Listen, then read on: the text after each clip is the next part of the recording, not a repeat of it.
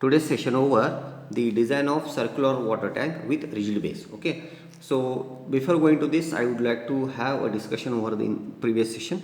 So in the last session we had discussed about the behavior of a circular water tank with rigid base. Okay, so I discussed about what is the change in the behavior in the wall because of fixity. So what I discussed, so because of fixity at the junction, the bottom height or the wall at the base will behave as a cantilever action, and above the certain height from base slab the wall will develop full hoop tension, or the pressure will develop full hoop tension or the circumferential stress or hoop stress. And we have to design the wall for to resist both the action, that is cantilever action as well as the hoop stress action or the tension due to hoop stress in the wall. So we have to design for both the cases. Okay, when you have the design of circular water tank with rigid base. Okay, I discussed about that, and in today's session I am going to solve one problem. Okay, by considering again the cantilever action and as well as the hoop tension action. Okay, so we'll solve the problem here. So the statement of the problem is given like: a circular water tank resting on the ground has a storage capacity of 4 lakh liter. A circular water tank resting on the ground has a storage capacity of 4 lakh liter. The joint between the vertical wall and floor tank is rigid. Okay, means they have given the tank, the joint between the wall and the base slab is fixed, rigid or fixed. Design the tank as per IS 3370. You have to design this. You have to use this code for the design and use M20 grade concrete and Fe 405 steel. Okay, so these are the given data. So this is very important. They are given rigid base. Okay, the connection is wall. The connection between wall and the slab is rigid. Okay, so we'll proceed with the design now. So the first step is, which is important, volume of water tank.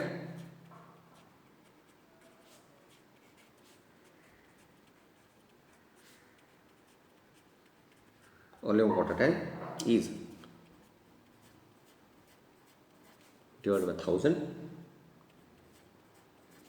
So we get 400 meter cube volume. So let us assume, so here the depth of water is not given, so you can assume, in this case you can assume, if it is not given you can assume. Okay, so it is left to you, so you can assume between 3 meter to 5 meter. You can assume the depth of water between 3 meter to 5 meter. Okay, so in my case let us assume the depth of water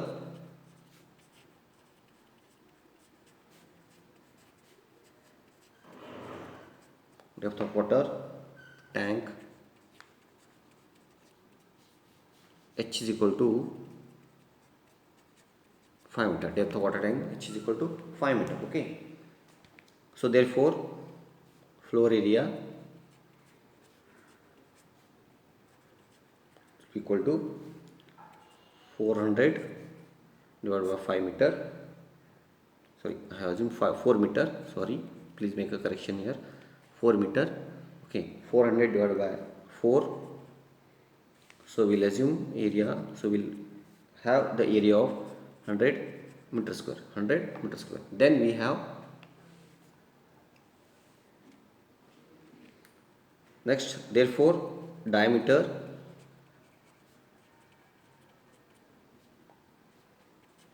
of water tank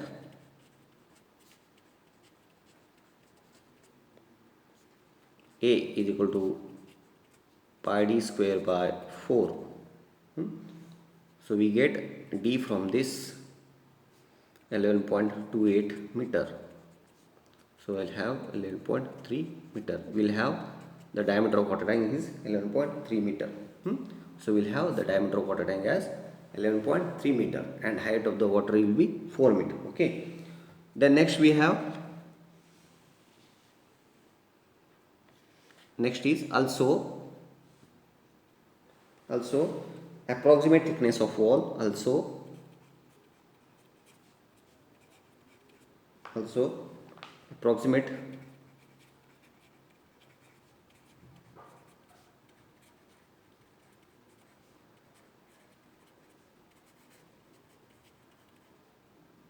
thickness of wall is first one, T minimum is 150 mm. So minimum thickness we should have 150 mm, and then next we have 30 times H plus 50. Okay, so that is 30 into 4 plus 50, it will be 170 mm. Okay, between these two we have to assume. Okay, so let us have, therefore T is equal to 170 mm. So we will assume the thickness of water tank, the wall thickness is equal to 170 mm. That is the total thickness. Okay, total thickness, not like effective thickness or something like that. Okay, we have total thickness. Okay, that is 170 mm.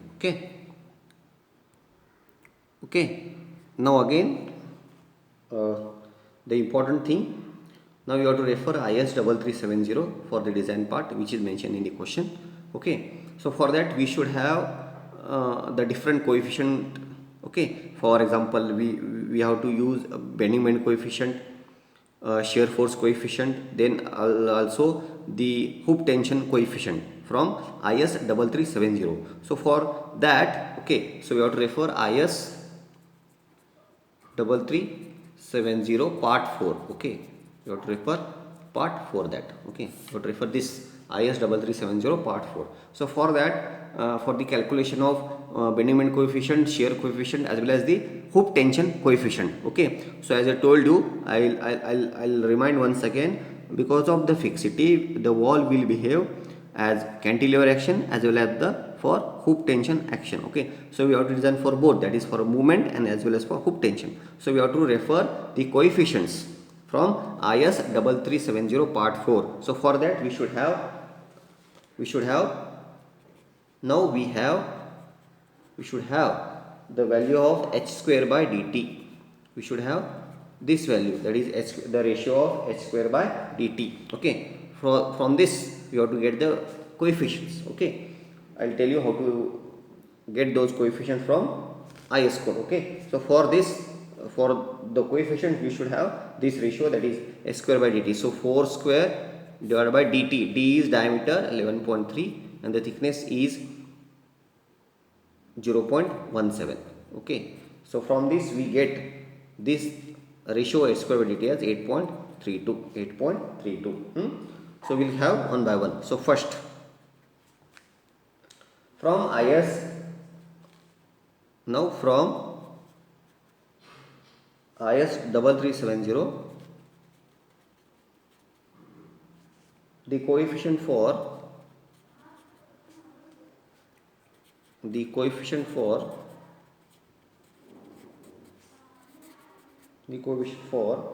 tension,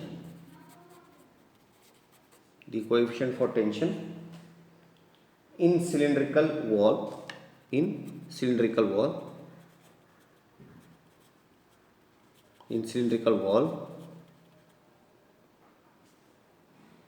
fixed at base. This is very important, fixed at base. So for that you have to refer page number 35, table number 9. Okay, I'll tell you how to refer that.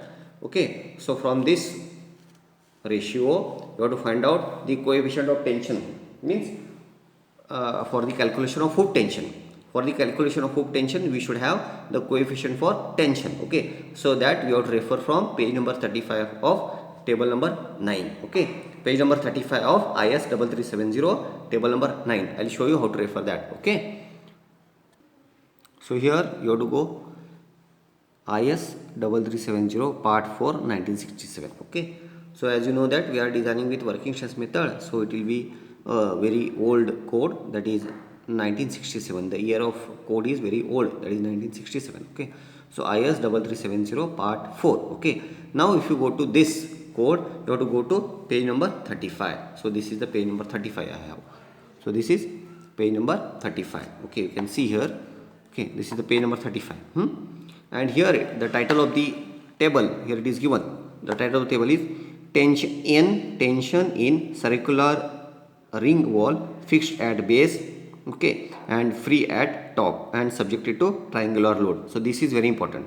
So our problem is again related to this table. So it is given tension in circular ring wall or cylindrical wall, both are same. Tension in circular ring wall fixed at base, so our is fixed at base and free at top. So we can see here it is fixed at base and free at top. The walls are fixed at base and free at top, subjected to triangular load. So again water pressure means subjected to triangular load. Okay, now here we have the equation for the coefficient of tension. T is equal to coefficient into W into H into R.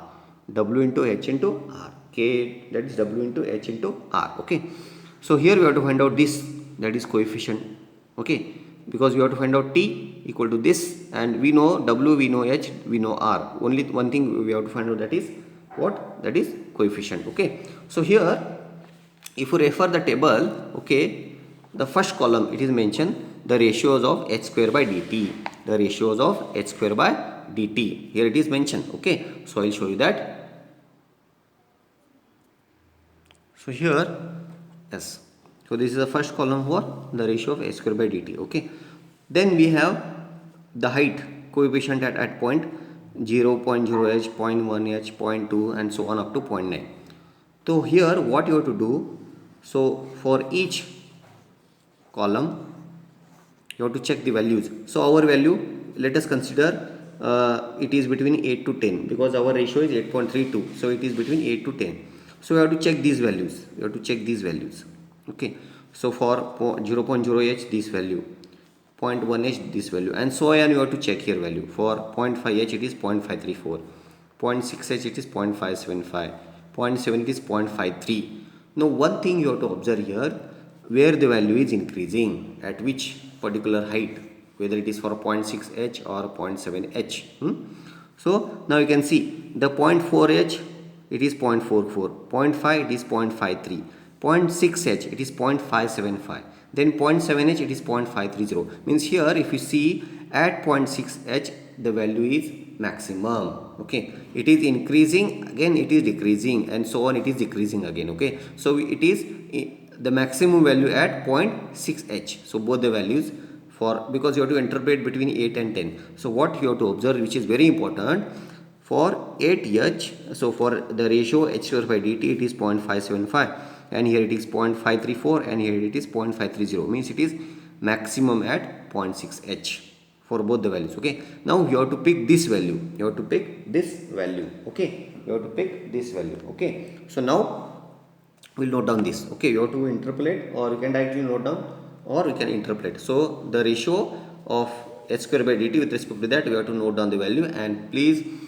keep in mind or remember, you have to choose the maximum value. You go on all the columns, you refer all the columns, you refer this, where you get maximum for this particular ratio, that value you have to pick.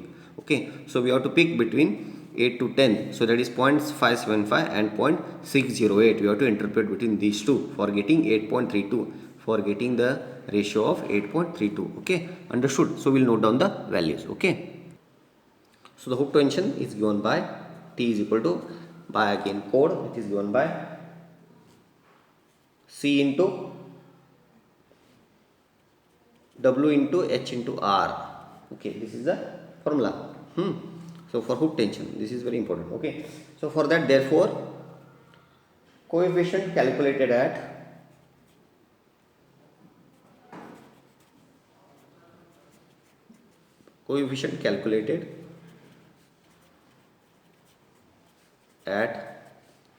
0.6h, because we get 0.6h for maximum. Okay, so 0.6 into h is 4 meter, so we get 2.4 meter. Okay, why here I'll write here, why here, because 0.6h, because it's higher coefficient, because of higher coefficient. Okay, because of higher coefficient. So we have selected 0.6h. this is very important. Okay, So for again you have to interpolate for a square by dt 8 and 10. So we want for 8.32. So you have to interpolate between these two. So for 0.575 and this we get 0.608. So we get the value for this is, you have to find out this value by interpolation. So we get here 0.58 for 8.32.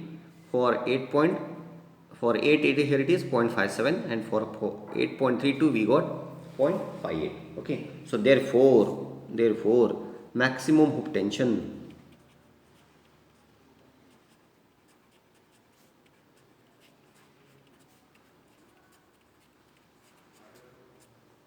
maximum hoop tension is T equal to 0.58. So we have to use same this 0.58 into 9.81, that is W, into H is 4 meter, into R is D by 2.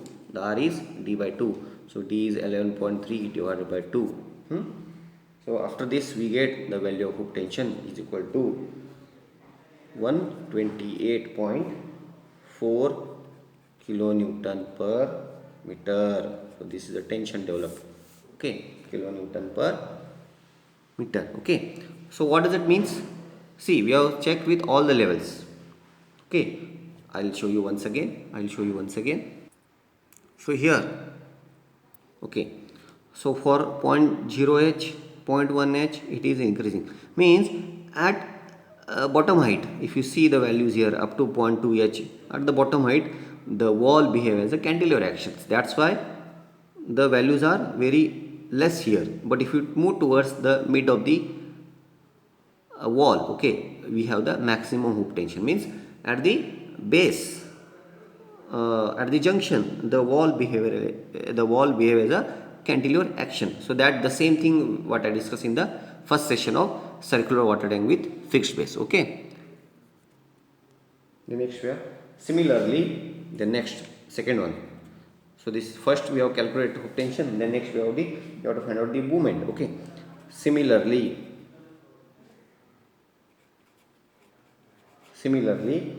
the coefficient for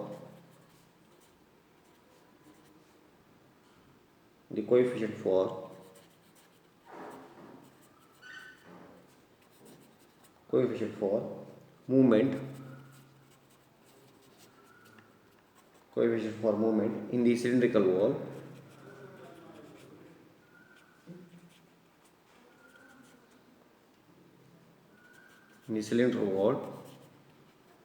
fixed at base, that is again you have to refer table number 10, page number 36. Again you have to refer table number 10, page number 36. So for that they have given movement M is equal to coefficient